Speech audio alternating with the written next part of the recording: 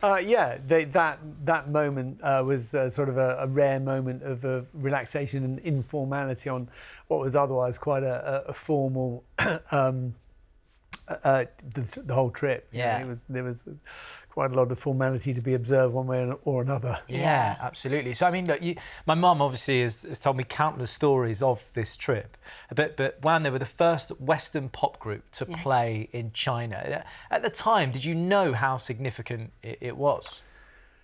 Yes, we were aware of that. The Chieftains actually the Irish folk band had toured there in 1983, but we were the first pop group to go there, and we were aware of that. We went there to raise our global profile. George wasn't a great fan of touring at that point in time, and he'd also suffered with polyps on his vocal cords in the previous tour in '83, so he was wary of touring too extensively, and at that point, to consolidate our success in the States, that's what we'd have had to have done. Yeah. And so our Machiavellian, that's probably the wrong word, but our very forward-thinking manager, Simon Apabel, conceived the idea of going to China as something that would give us global coverage. Absolutely. And what was it like then performing to crowds who might not necessarily have heard your music before? Well, it wasn't the usual sort of response that we'd been used to from an audience, but a different culture. I think there were certain. They had to observe a kind of a protocol that wouldn't have been in place in a show in the West. So. I think a lot of natural response was perhaps suppressed, and it was strange to us. I think George felt that oddness a little more than I did. I think we had to expect it was going to be different, and it was. Yeah. They look like they're enjoying, but quietly. Yeah.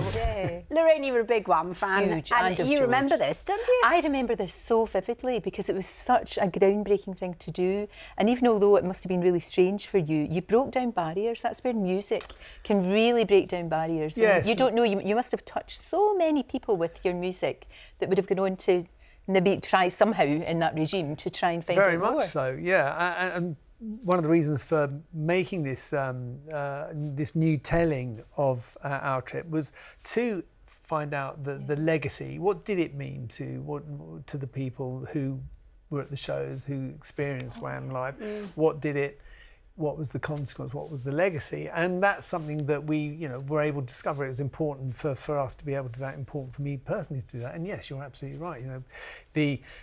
It did change lives. One of the biggest performers in Japan, rock stars called Sui Jian, I think his name is, as big as Springsteen. He was at the show. It changed the course of his life. Wow. Yeah, so that is very moving, and it was an extraordinary honour to be able to sort of meet those people for whom Wham shaped their futures. Yeah. Absolutely. Recently, Andrew, you accepted an award on George's behalf. He was honoured with the Fellowship of the Ivors Academy. I mean, that is some award as well. Some greats obviously have been honoured with that. How emotional was it for you? Yeah, it was a very moving experience for me. The Ivors actually were one of the first awards we picked up together as songwriters in 1985. It was. That was my first visit back, and in between there, he won an armful of the things, as you can imagine. And but to be inducted as a fellow into the fellowship, he would have been very, very flattered by that. To be put in the same company as some of the songwriting heroes. Well deserved. Really. Yeah. And Wham 10 Days in China is in cinemas